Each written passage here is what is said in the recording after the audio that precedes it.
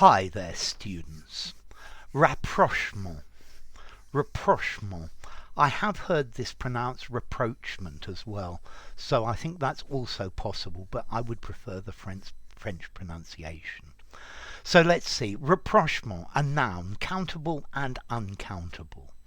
Okay, let's see. A rapprochement is the re-establishment of relations, particularly between two countries, when there have been a lot of problems between these two countries.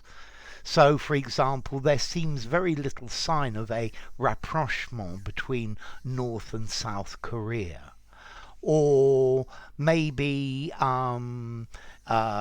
President Nixon started a rapprochement between the United States and Canada.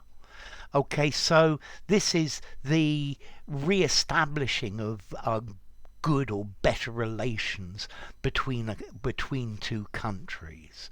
So a rapprochement, an agreement reached by opposing groups or opposing people, a reconciliation. So yes. The peace talks were in order to find a rapprochement between the two sides participating in the war. Okay, so this has the idea of they coming closer together. A rapprochement could be an agreement itself, but it just may be a closening of relations. So yeah, both countries are looking for a rapprochement. They're trying to have better relationships. So since the war in the Ukraine, Russia is trying to increase rapprochement with China, for example. Okay, so rapprochement, the closening of relations. I guess you could use this talking about families where there's a feud between two families, and then at some point there is a rapprochement. The feud lessens, it comes down. Maybe they agree not to fight anymore, or they just become closer. So this rapprochement is talking about the resumption of harmonious relations. Yeah. Glasnost was a policy of rapprochement. Yeah, a policy of closening of two people, an increase in friendliness between two countries or two groups, particularly after a period of strife, argument. So a softening of positions, détente as well. Yeah, détente, very definitely. Is another good French word. So, yeah, a restoring of harmony or establishing more friendly relations between them. The two brothers hadn't talked to each other for 10 years, but finally there was a rapprochement, a reconciliation, an understanding between them, an accommodation.